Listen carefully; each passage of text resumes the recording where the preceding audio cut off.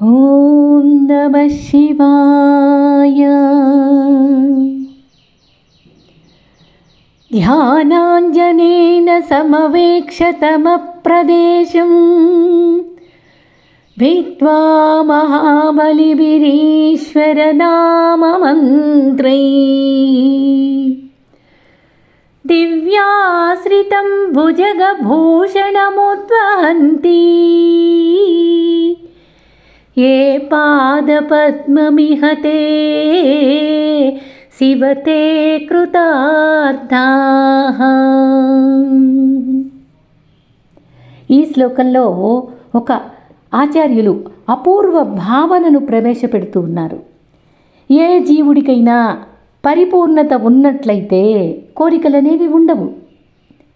నాకు ఫలానా లోటు ఉంది అనుకున్నట్లయితే ఆ కోరికలు కలుగుతూ ఉంటాయి. దక్కవలసింది ఏమీ లేదు అనిపించినప్పుడు ఇక కోరికలు ఎందుకుంటాయి? అసలు కోరికలు కలగటానికి కారణం ఏంటి అంటే వాళ్ళల్లో పరిపూర్ణత్వం లేదు అనేది తెలుస్తుంది. ఏ కోరిక కోరుకున్నా సరే వెంటనే తీరేందుకు ఒక ఉపాయం చూసుకోవాలి అని చాందోగ్యోపనిషత్తు చెబుతుంది. ఆ పరమేశ్వర అనుగ్రహాన్ని సాధించుకోవాలి. అప్పుడే ఆ కోరికలన్నీ తీరుతాయి. మరి అలా కావాలంటే ఏం చెయ్యాలి? సాధన చెయ్యాలి. అదే పరిపూర్ణమైనటువంటి పరమాత్మతో ఏకత్వాన్ని సాధించుకోవాలి. అప్పుడు కోరిన ప్రతి కోరిక తీరుతుంది అని చెబుతుంది ఉపనిషత్తు. జీవుడికి ఈ సామర్థ్యం ఉంది, తప్పనిసరిగా ఉంది. పరిపూర్ణమైన పరమాత్మ అంశ అయినటువంటి జీవుడిలో కూడా సహజంగా ఆ పరిపూర్ణత్వం ఉన్నది. కానీ అది ప్రస్తుతానికి మరుగున పడిపోయింది. మరుగున పడినటువంటి ఈ సామర్థ్యాన్ని జీవుడు ఉపాసన అనే సాధనతో పైకి తీసుకొని రావాలి. ప్రతి కోరిక తీరుతుందప్పుడు. పరిపూర్ణత యొక్క చిహ్నాలు కూడా చక్కగా కనిపిస్తాయి అతనిలో. ఈ మాటలు ఉపనిషత్తు వాక్యాలే చెబుతున్నాయి. ఇది కేవలం పరిపూర్ణత్వం కోసమే కాదండి, మిగతా జీవులకు కూడా అవకాశం ఉన్నటువంటి చక్కని సాధనా మార్గం. ఎవరైనా సాధించుకోవచ్చు. ఇది అందరికీ సమానమే. కానీ అందరూ కూడా అసత్యం అయినటువంటి అవిద్యను అడ్డు పెట్టుకొని జీవిస్తున్నారు. అవిద్య అనే దాన్ని ఈ సత్యకామాలని మాత్రం అడ్డుగా పెట్టుకున్నారు, మూతగా పెట్టుకున్నారు, గోడగా పెట్టుకున్నారు. అందుకనే కోరుకున్న కోరికలు వెంటనే తీరటం లేదు. ఎవ్వరికి ఈ సత్యకామాలు కనిపించటమే లేదు. ఎవరికి వాళ్ళు అజ్ఞానాన్ని అడ్డు పెట్టుకొని జీవనం సాగిస్తూ ఉన్నారు.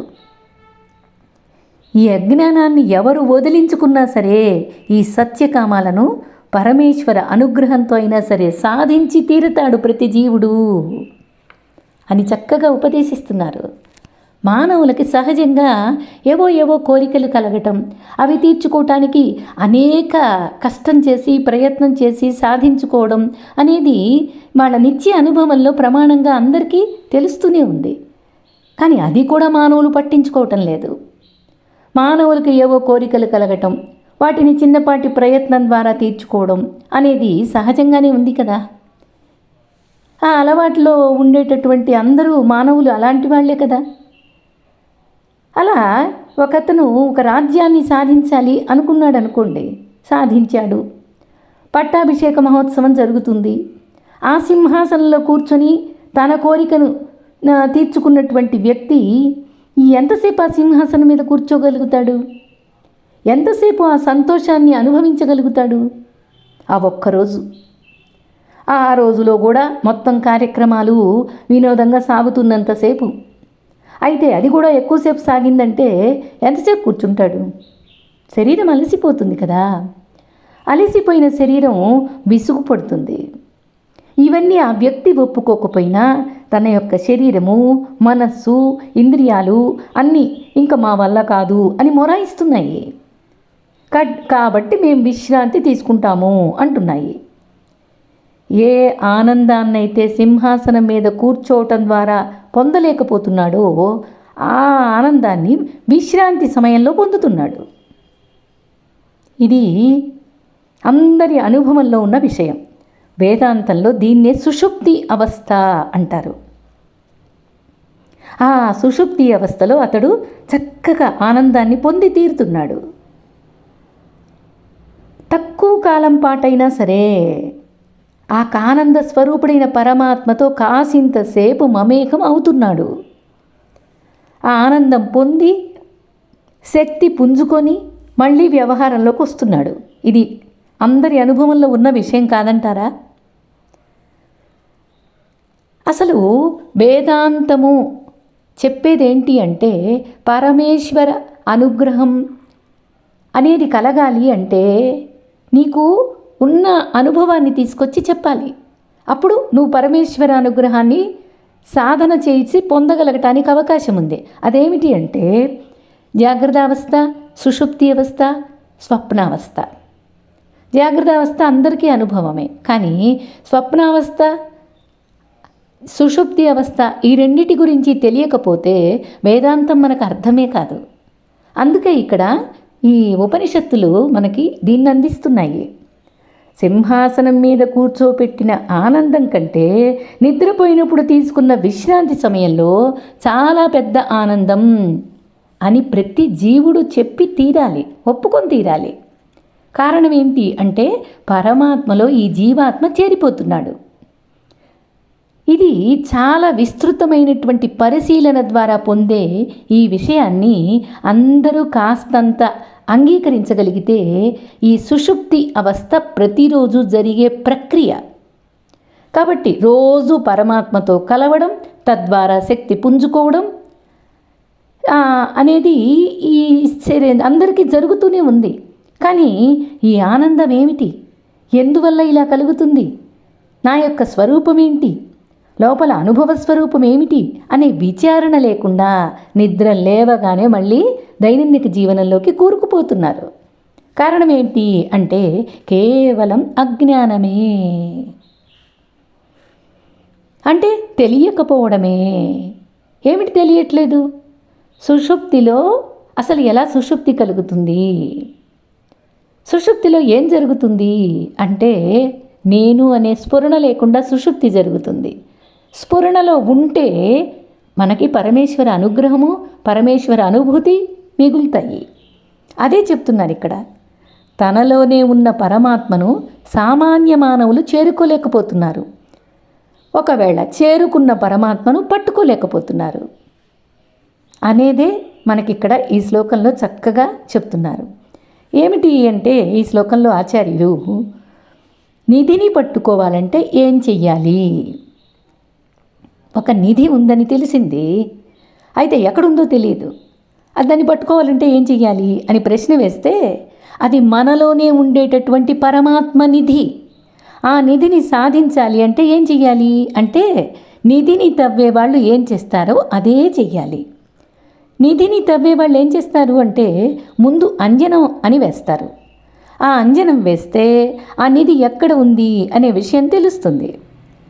నిధి ఏ స్థానంలో దాగి ఉంది అనే విషయాన్ని కనిపెట్టి చూసి ధ్యానం అనే ప్రక్రియ ద్వారా సాధన చేసి దాన్ని అనుభవంలో కనిపెడతాడు.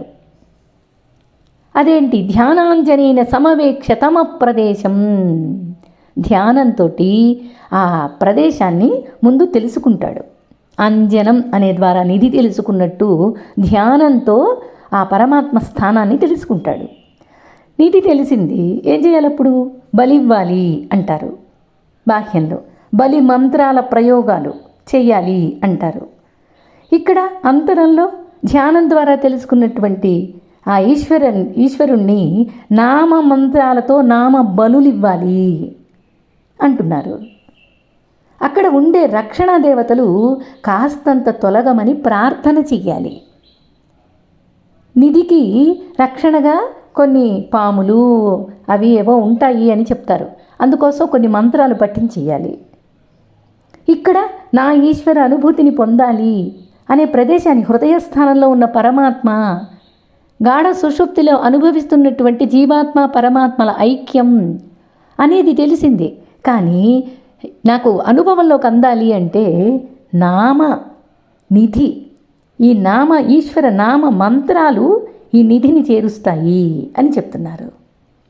ఇంకా దివ్యాసితం భుజగ భూషణ ముద్వహంతి, ఈ లోకంలోనే కాకుండా పైలోకంలో కూడా నివాసం ఉండే ఈ నిధి, ముల్లోకాలలో ఉండేటటువంటి ఈ నిధి స్వరూపంలో నివసించే పాములతో నిండి ఉన్న పరమేశ్వరుణ్ణి మనం పొంది తీరాలి. అంటే పాములే ఆభరణాలుగా ఉండేటటువంటి ఆ పరమశివుడి పాద పద్మాలను ఎవరు పొందుతారో, అది ఈ జన్మలోనే సాధిస్తారో, ఆ ప్రాణులందరికీ మంగళాలని అందించేటటువంటి వాళ్ళు, అటువంటి వాడు పరమేశ్వరుడు. అటువంటి వాళ్ళు కృతార్థులవుతారు, మంగళాలను అందిస్తాడు ఆయన. ఆ నిధిని తెలుసుకున్నాము, ఆ నిధికి రక్షణగా ఉండేటటువంటి దేవతలను పక్కకి తొలగించటానికి నామ మంత్రాన్ని పట్టుకున్నాము, దానికి బలిచ్చేసాము నామ మంత్రాలతోటి. దానికి ఆశ్రితంగా ఉన్నటువంటి భుజగభూషణుడు, పాములే ఆభరణాలుగా ఉన్నటువంటి ఆ పరమేశ్వరుని పాద పద్మాలను పట్టుకున్నాము, అది ఈ జన్మలోనే సాధించాము. దానికి భగవంతుడు ప్రాణులందరికీ మంగళాలను అందిస్తూ ఉంటాడు. అటువంటి సాధన చేసినటువంటి వాళ్ళు కృతార్థులవుతారు. అదే ఏ పాద పద్మమిహతే శివతే కృతార్థాః, వాళ్ళు తాము చేయవలసినటువంటి కార్యాలు చేసిన వాళ్ళు అవుతారు, కృతకృత్యులవుతారు. స్వామివారు ఈ శ్లోకంలో చక్కగా అందించారు అనుభవాన్ని. నిధిని కనిపెడతారు, కనిపెట్టిని కోరికలను తీర్చుకోగలుగుతారో, ఎవరు ఆ అనుభవాన్ని పొందుతారో వాళ్ళు కృతార్థులు. నిధిని కనిపెట్టడమే కాదు, ఆ నిధి కోసం మిగతా ప్రక్రియలను చేసే విధానాలను మనం ఈ రకంగా ఆలోచించుకోవాలి. పరమేశ్వర ధ్యానం ద్వారా ఆయన సగుణ రూపం ఏమిటి, నిర్గుణ రూపం ఏమిటి, సగుణ రూపం చివరి వరకు ఎలా వెళ్ళగలం, నిర్గుణ రూపాన్ని అందుకోవటానికి ఎలా ఈ మనస్సును ఏకాగ్రం చెయ్యగలం, ఈ మనస్సును ఎలా సమాయత్తం చేసుకోవాలి అనే ప్రయత్నాలన్నీ చేసుకోగలిగితే ధ్యానాంజనేన సమవేక్ష తమ ప్రదేశం. ఏ తమస్సు, ఏ అవిద్య అనేది పరమేశ్వరుణ్ణి మనకు తెలియకుండా ఆవరించి ఉంది, మనలో ఉంటూ పరమేశ్వరుణ్ణి తెలుసుకోలేని అజ్ఞానాన్ని మనం ఎలా తొలగించుకోవాలి అనే ప్రయత్నం చేసుకుంటూ నిరంతరం సాగాలి. భిత్వా మహాబలిభిరీశ్వర నామమంత్రై, దానికి కావాల్సిన ఈశ్వర నామ మంత్రంతో ఈ అజ్ఞానాన్ని తొలగించుకొని తీరాలి. ఇటు ధ్యానాన్ని అటు నామ మంత్రాన్ని సహాయంగా తీసుకొని లోపల బయట అంటే ముల్లోకాలలో ఉండేటటువంటి ఆ పరమేశ్వరుణ్ణి దివ్యాసితం భుజగ భూషణ ముద్వహంతి, పాములతో నిండి ఉన్న సగుణ రూపాన్ని ధరించి ఉన్న ఆ పరమేశ్వరుణ్ణి, నిర్గుణ రూపంలో ఉన్న ఆ పరమేశ్వర పాద పద్మాలను ఎవరైతే పట్టుకుంటారో, ఏ పాద పద్మమిహతే శివతే కృతార్థాః, ఎవరైతే ఆ నిర్గుణ రూపంలో ఉన్న పరమేశ్వర పాద పద్మాలను పట్టుకుంటారో వాళ్ళు కృతార్థులైపోతారు. వారు ఈ జన్మలోనే సఫలీకృతులవుతారు. నిధిని పట్టుకోవడం, దానికి అడ్డుగా ఉన్న వాటిని తొలగించుకోవడం, దాన్ని అనుభవించడం, ఆ పాదపద్మాలను ఆశ్రయించటం, ముల్లోకాలలో ఉన్నది పరమేశ్వరుడు ఒక్కడే అని తెలుసుకోవడం, అది నేనే అని అనుభూతి, సుషుప్తిలో కలిగిన అనుభూతిని ఎరుక ద్వారా, స్ఫురణ ద్వారా, చైతన్యం ద్వారా అనుభూతిని పొందడం అనేటటువంటి రహస్యాన్ని ఉపనిషత్తుల సారాంశం చక్కగా అందించిన విషయాన్ని ఈ శ్లోకంలో ఆచార్యులు చక్కగా బోధ చేశారు. ధ్యానాంజనేన సమవేక్ష తమ ప్రదేశం భిత్వా మహాబలిభిరీశ్వర నామమంత్రైః దివ్యాశ్రితం భుజగభూషణముద్వహంతి ఏ పాదపద్మమిహతే శివతే కృతార్థాః. ఓం నమః శివాయ.